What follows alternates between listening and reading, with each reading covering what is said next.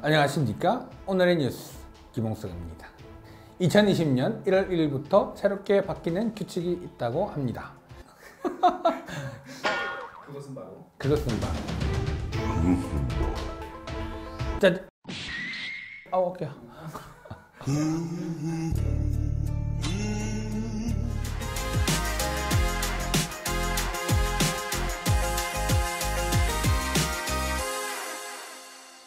안녕하세요. 피부과 전문의 김홍석입니다. 자, 오늘은 민감성 피부에 사용하면 안 되는 화장품 성분, 바로 향료에 대한 이야기를 할 건데요. 제가 이전에도 이미 이 향료에 대한 이야기는 몇 번이고 반복해서 여러분들께 이야기를 드렸죠. 이 향료가 사실 화장품에서는 없어서는 안 될 만큼 매우 중요한 성분이기도 한데, 그러니까 피부가 되게 건강하고 뭘 해도 문제가 없는 분들한테는 어떤 제품을 사용을 하더라도 저는 괜찮다고 생각을 하거든요. 그런데 피부가 민감한 분들, 특히 원장님 어떤 제품을 쓸 때마다 너무 피부가 민감해지고요, 너무 붉어져요, 따가워요, 심지어는 좀 알레르기 반응이 너무 자주 나서 화장품을 잘 못 바꿔요, 이런 이야기를 하시는 분들이 상당히 많습니다. 자, 근데 이런 분들한테는 사실 다양한 제품들을 권해주고 싶어도 이미 오랫동안 본인들이 화장품을 사용하는 습관들이 있다 보니까 쉽게 이렇게 고쳐지지를 못하는 것 같아요. 제가 늘 하는 이야기 중에 첫 번째, 많은 제품을 쓰지 말고 최대한 제품의 개수를 줄여서 화장품의 다이어트를 해라. 그 다음에 총 함량의 개수를 줄여라. 이게 민감한 피부를 가진 사람들한테 사용해야 될, 어떻게 보면 철칙 같은 그런 이야기라고 생각하시면 됩니다. 하지만 많은 화장품 회사에서요, 이 향료가 알레르기 접촉 피해감을 일으킬 수 있다는 보고도 있고 하다 보니까 이 향료를 좀 빼려고 하는 추세가 있습니다. 그렇지만 이 향료를 다 뺄 수는 없다 보니까 어떤 추출물을 통해서는 없거나 오일에 있는 성분을 넣어서 그 향을 이용하는 방법을 사용을 하기도 하는데요. 자, 그러다 보니까 그 안에 들어가 있는 그 향 성분이 단순하게 추출물의 형태나 오일의 형태로만 들어가 있을 뿐이지 그 안에 있는 모든 성분들이 따로 기록이 되어 있지 않죠. 그런데 이 향료 성분 중에 특히 알레르기를 일으킬 수 있는 가능성이 높은 착향제, 향료 25가지가 올해 2020년 1월 1일부터 사용하고 난 뒤에 씻어내는 제품에는 0.01%를 초과하거나 바르고 난 뒤에 닦아내지 않는 제품에는 0.001%를 초과하는 경우에는 그 25가지 착향제 종류를 따로 기입을 하게 되어 있습니다. 우리나라에서는 공고사항일 뿐이었지 의무사항은 아니었지만 이제부터는 그게 의무사항이 되기 때문에 모든 제품에서 특정 원료의 기본적인 함량이 초과하는 경우에는 반드시 기록을 하게 돼 있다는 겁니다. 자, 그러다 보니까 과거에는 의무가 아니었기 때문에 실제로 그 함량이 넘어서더라도 그냥 향료라고만 사용을 하면 되었지만 이제부터는 씻어내는 제품에는 0.01%, 바르는 제품에는 0.001%를 초과하는 경우에는 모든 그 원료에 대한 것을 정확하게 기록을 해야 하기 때문에 특정 향에 알레르기 반응이 있는 경우라면 이러한 내용들을 잘 숙지해서 제품을 고르실 때 참고하셔야 합니다.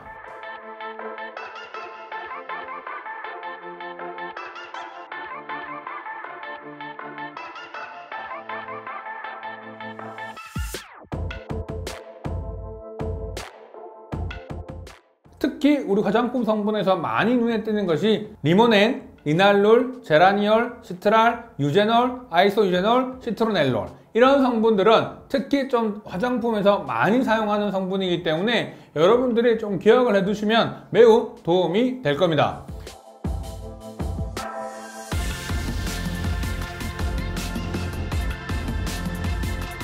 자, 이 규칙은 2020년 1월 1일부터 시행이 되는 거기 때문에 1월 1일 이후에 생산되는 제품에 대해서는 모두 다 반드시 해야 되는 거고요. 그 전에 생산된 제품들을 사실 모두 회수해서 다시 다 라벨링 작업을 할 수는 없기 때문에 2020년 1월 1일 이후에 있는 제품만 이 규칙에 적용이 되는 겁니다. 실제로 알레르기 접촉 피부염이 생겼을 때 이거를 검사하는 방법이 우리가 등에 붙여서 하는 첩포 검사 또는 패치 테스트라고 하는 것을 하게 되는데요. 각 회사마다 향에 대한 종류와 함량을 전부 다 다양하게 각 회사에 가지고 있는 프로토콜 같은 게 있다 보니까 이를 공개하지 않고 그냥 향료라는 걸로 표시를 많이 했었죠. 자, 그러다 보니까 이 화장품에 들어가 있는 향이 어떤 문제를 일으키는 성분인 건지를 찾아내기가 너무 어렵기 때문에 프레그런스 믹스 1, 프레그런스 믹스 2라고 해서 각 향료의 성분들을 모아둔 것들을 서로 섞어 놓은 거를 다시 피부에 붙여서 테스트를 하게 되는데요. 방금 제가 말씀드렸던 그 알레르기를 유발할 수 있는 착향제 25가지 성분 중에 거의 대부분을 차지하는 원료의 믹스한 성분들을 검사를 하는 거죠.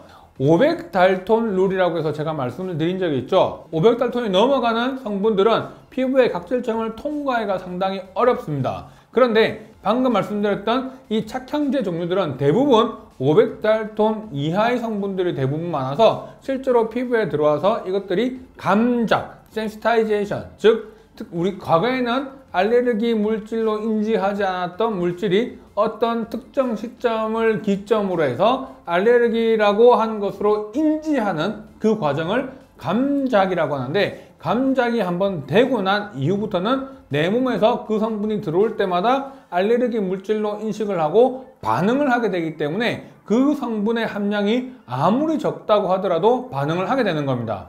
우리나라 화장품법 시행 규칙에 있는 내용에 보면 사용 후 씻어내는 제품에는 0.01%, 그 다음에 씻어내지 않는 제품, 뭐 로션이나 크림과 같은 성분이겠죠. 그런 제품에는 0.001%를 초과하는 경우, 화장품에서 들어가는 전체를 100으로 봤을 때 0.1%, 0.001%라고 한다는 것은 정말 적은 양이 들어가 있는 수치를 의미하지만, 이 적은 양이 들어가 있다고 하더라도 감작이 된 상태, 특정 성분에 의해서 감작이 된 상태라고 하면은 우리 피부에서는 이를 반응을 하기 때문에 알레르기 접촉 피부염이 생기는 겁니다.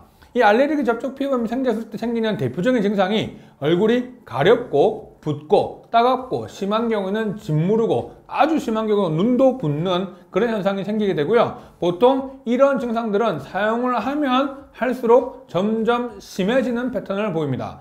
보통 화장품을 사용하고 난 뒤에 특정 화장품을 갑자기 바꿨을 때 피부에 조금씩 트러블이 나는 경우가 있는데, 이런 경우를 보면 대표적으로 여드름처럼 올라온다든지 약간의 각질이 생긴다든지 다양한 반응들은 보이긴 하지만 가려움증이나 따가움증과 같은 증상들은 대부분 없고요. 아니면 사용하면서 그런 증상들이 사라지는 게 일반적인데, 이런 경우는 적응하는 과정에서 생기거나 갑작스런 유분, 수분의 형태가 다양하게 있는 것들이 피부에 적응하는 시기라고 보시면 돼요. 하지만 증상이 사용을 하면 할수록 반복적으로 생기고 사라지지 않고 점점 심해지는 증상들이 생긴다. 그러면 바로 알레르기 접촉 피부염이라고 하는 것을 의심할 수가 있습니다. 원장님, 이 제품만 쓰면 되게 따가워요 라고 하시는 분들이 있는데, 그 따가운 것과 알레르기 접촉 피부염은 약간 다른 개념입니다. 따갑다는 것은 알레르기라는 개념보다는 자극에 대한 개념이 강한데요. 자극성 접촉 피부염의 경우는 내 피부 자체가 너무 예민해져 있거나 너무 민감해져 있는 경우, 아니면 피부 장벽이 원래 손상이 되어 있는 경우에 어떤 성분이 들어올 때마다 그게 다 자극 물질로 인지가 돼서 되게 따갑다라고 생각하는 게 자극 접촉 피부염인 경우고요. 이런 경우는 반복적으로 사용했을 때 증상이 나빠지기도 하지만 증상이 사라지기도 합니다.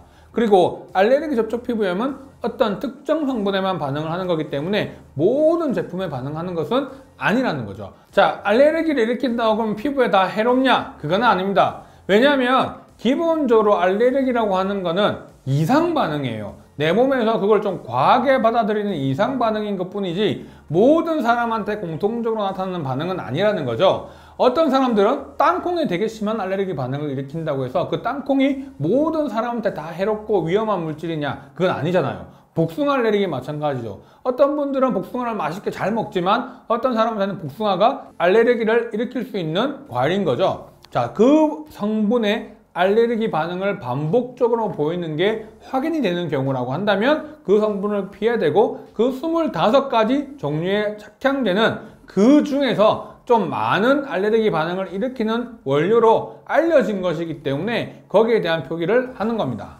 특히 얼굴이 쉽게 붉어지거나 혈관이 확장되어 있는 경우라든지 각질도 많이 생기고 피부가 당기고 건조해지는 주사염을 진단받은 경우나 내가 과거에 아토피 피부염에 대한 진단을 받아서 지금까지 반복적으로 증상의 호전과 악화가 계속 있어 왔던 만성 피부염을 가지신 분들의 경우에는 특히 이 향료가 매우 주의해야 하는 성분인데요.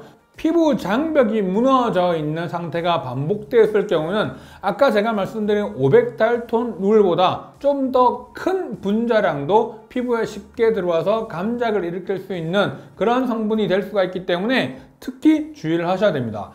며칠 전에도 환자분이 오셔가지고 주사염으로 고생하시는 환자분이 오셔서 화장품을 자기가 쓰고 있는 것들을 좀 체크해 봐달라고 해서 정말 가지고 오셨는데 그 제품에 전부 다 향료가 들어가 있습니다. 그래서 이런 주사염과 같이 반복적으로 만성적으로 염증을 일으키는 민감성 피부 질환을 가지신 분들한테는 이런 향이 들어가 있는 제품들은 절대 사용을 하지 않게끔 권하고 있고요. 그렇게 하시지 않고 내가 뭔가를 더 다른 치료를 받으면서 한다는 거는 사실 제가 느낄 때는 간장약 먹으면서 술 마시는 느낌이에요. 그래서 기본적으로 내가 하지 말아야 될 것들, 내가 피해야 할 것들을 정확하게 피하고 적절한 치료가 필요하다고 생각하는 부분들은 정확한 치료가 들어가야 되는 거죠. 이 두 가지가 모두 조화롭게 이루어지지 않는다면 사실 계속 악순환이 반복될 수밖에 없고, 그렇다 보면 내가 치료를 하고 있는 게 효과가 없구나 라고 생각을 하고 넘어가는 경우가 많기 때문에 이렇게 시행 규칙이 정확하게 바뀌면서 2020년부터는 모든 화장품에 25가지의 착향제가 어느 함량 이상을 초과하는 경우에는 모두 기재를 하게 돼 있으니까 여러분들의 피부가 민감한 상태다, 정말 문제가 있는 상태라고 할 때 무향료라고만 적혀 있는 것을 이제 볼 게 아니라 정말 그 안에 들어가 있는 다양한 원료들을 기억을 해 두셔야지만이 여러분들의 피부를 좀 더 건강하게 지키실 수 있지 않나 생각합니다.